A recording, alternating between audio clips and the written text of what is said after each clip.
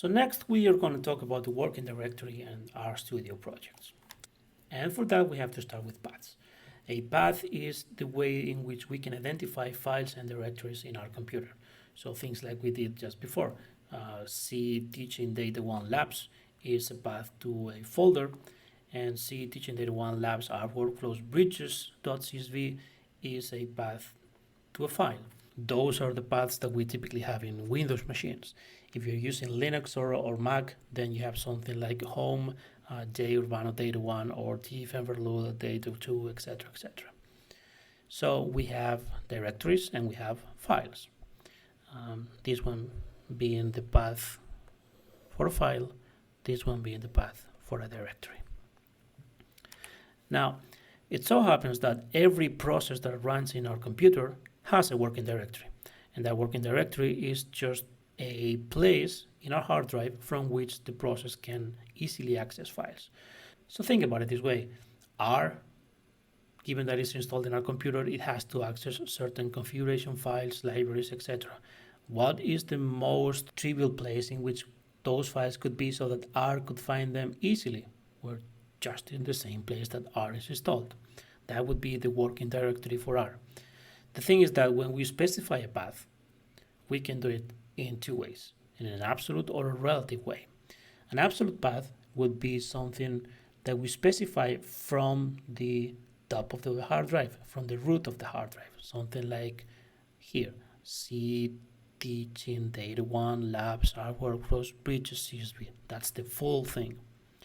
Now, if we know the working directory, we can specify paths relative to it. So if we know that the working directory of our R session is set to be this one, the teaching data 1 labs, we can refer to the file just as R workflows bridges. There's no need to specify the whole thing. We can just say R workflows bridges. So setting the working directory in R to where we have our files makes everything a lot easier because we don't have to specify full paths like in here. We can do it in relative terms like in here. It's going to be a lot easier. So let me show you. So again, here I have RStudio open. And in my hard drive, we knew we had this path to where we're working. So if we set the working directory to this thing, everything would be a lot easier. So let me check. What's the working directory right now in R?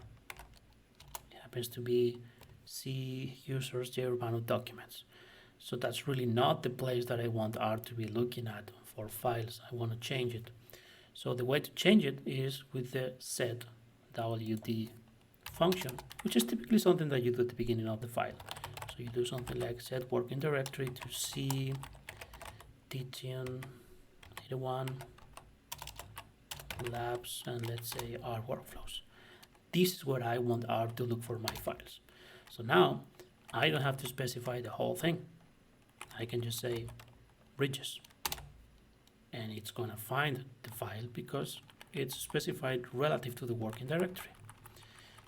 Same thing for exporting. I don't need to specify the whole thing. And this is important because if I now share this script with someone else, or I share my whole working directory with someone, they just need to change this bit here. They don't need to change the whole file, the whole script. They only need to change this one. They only need to change where the working directory is going to be. Now still, there's an easier way to specify all this because we don't want to have this line at the top of every script.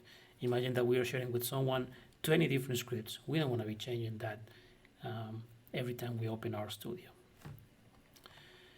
And just so that you see what happens, if I now get my other instance of RStudio over here, and I want to, let's say I want to load RIO, and I want to import the bridges data, you see it's telling me, hey, there's no such file. And the problem is that the working directory in this session of R is different from the one we just set. Let's check it out. See, it's still different. What we change in one session, remember, does not affect the other one. So if I set the working directory, or if I open the file in here,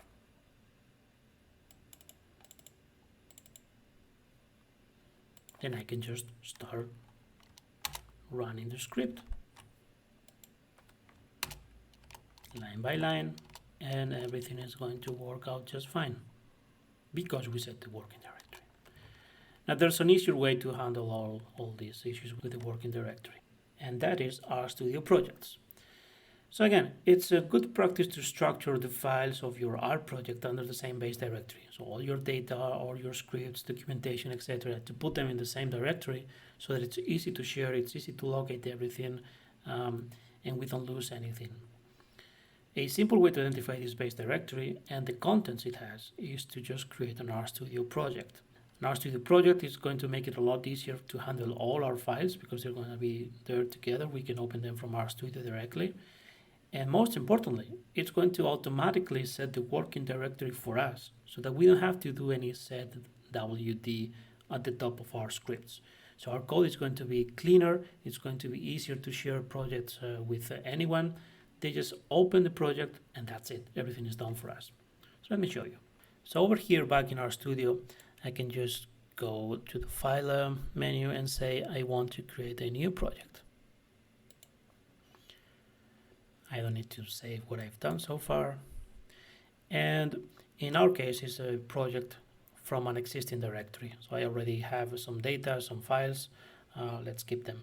Otherwise, we could just go to a new directory and start from scratch. But my directory is, yes, this one here. Otherwise, you can just browse your hard drive to select where you are. And I'm going to create a project. Now it's switching to a new R session. You see, we start from scratch. And if we go to the files panel, we see that, hey, our files are already in here. And if we check what the working directory is, it's already set for us. So we are ready to go. We can just open our files.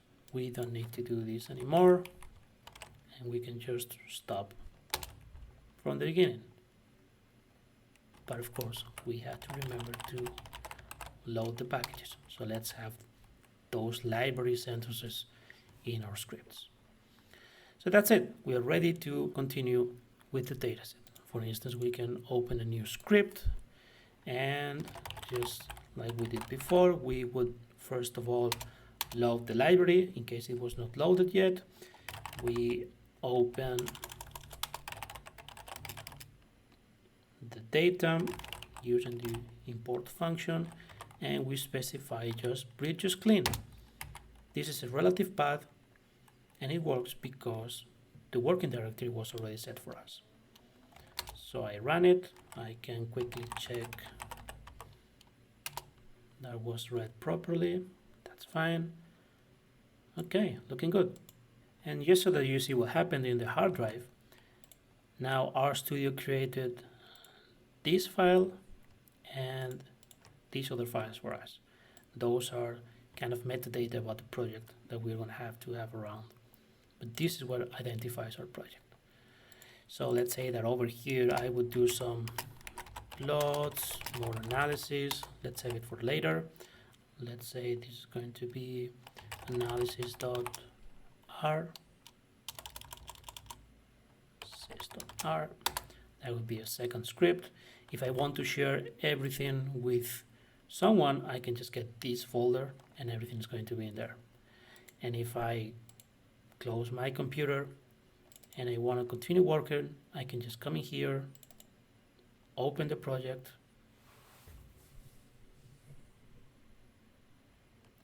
and we're ready to continue. So first of all, load the data and start working. And as a final suggestion, I'd like to recommend you to tidy up your working directory from the beginning. So what we saw is that in my machine, the files that I'm working on within this project are in this directory, teaching data 1, labs, our workflows, so over here. And instead of having everything right there, let's use some folder structure. So for example, we can have a directory data for raw files. So something like the bridges data that we can download, that's going to be the raw data file. It never changes. And it's important again that it never changes. We never change that data. It's the raw data that was given to us, and then we start working on it. If we analyze the data or we clean the data, we never change that file. We change or we create new files in a temporary folder, something like in here, TMP.